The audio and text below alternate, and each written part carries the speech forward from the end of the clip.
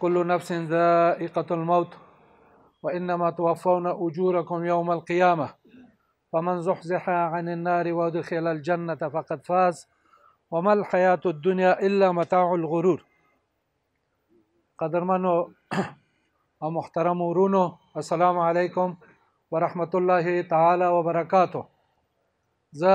نصیر احمد نویدی د جمعیت اصلاح افغانستان د مرکزی شورا رئیس یم او دلته په دې خاطر راغلم چې د جمعیت اصلاح افغانستان د مشرتابه او د جمعیت اصلاح افغانستان د ټولو منصوبینو لخوانه د محترم او مرحوم انجینر احمد شاه احمدزي صاحب د مړینې په مناسبت د هغوی د کورنۍ محترمو غړو ته تعزیت وړاندې کوم. همدارنګه د هغوی ټولو دوستانو عزیزانو هغه نسل ته تعزیت وړاندې کوم چې انجینر صاحب احمد شاه احمدزي او د هغه په شان نورو مجاهدینو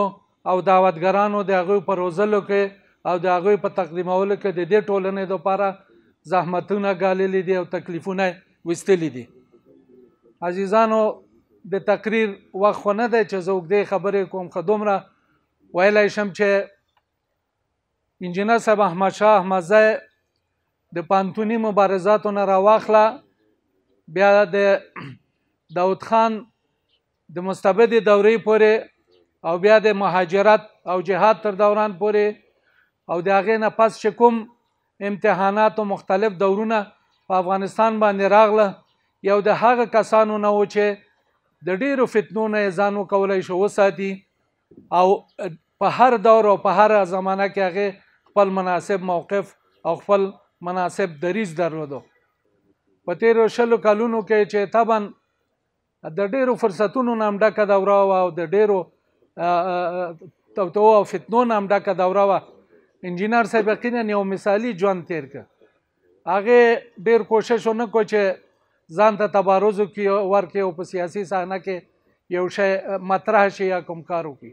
لیکن دا کوشش کوو چې کوم کار چې د دې ولس د آینده دپاره او آینده نسلونو دپاره مفید او مثمر تمامیږي چې په هغې باندې کار وکړي. د انجینر صاحب احمد شاه احمدزي یو د خیري مجالاتو د کار نه هغه جمعیت اصلاح افغانستان وجود دی. زه دلته په دې باندې شاهدي ورکوم چې انجینر صاحب احمد شاه احمدزي د جمعیت اصلاح افغانستان په کار کې زموږ یو نږدې مشاور، خواخوږی او مربي پاتې شوی. هغې د هیڅ ډول مادي او معنوي امکاناتو د تقدیم نه د اسلامي دعوت د رغولو په لار کې او د ځوان نسل د تربیې په لار کې دریغ نه ده کړی. الله تعالی دې دا کوششونه د هغې نه قبول کړي، الله تعالی دې دا صدقه جاریه ورته وګرځوي. نن په دې مناسبت کې چې جناب استاد انجینر صاحب مرحوم زموږ نه رخصتیږي، جمعیت اصلاح افغانستان ټول رونه او خویندې ورباندې خفه دي، د زړه نه ورباندې جاړي او د زړه نه ورته دعا کوي. الله تعالی دې دا اوږد سفر ورته اسانه کړي، الله تعالی دې دغه جهادونه او تکلیفونه او دعوت دا ورته په هغه دنیا کې په کار کړي او الله تعالی دې د انبیاو، صدیقینو، شهداو او صالحینو سره یو ځای کړي. السلام علیکم ورحمت الله وبرکاته.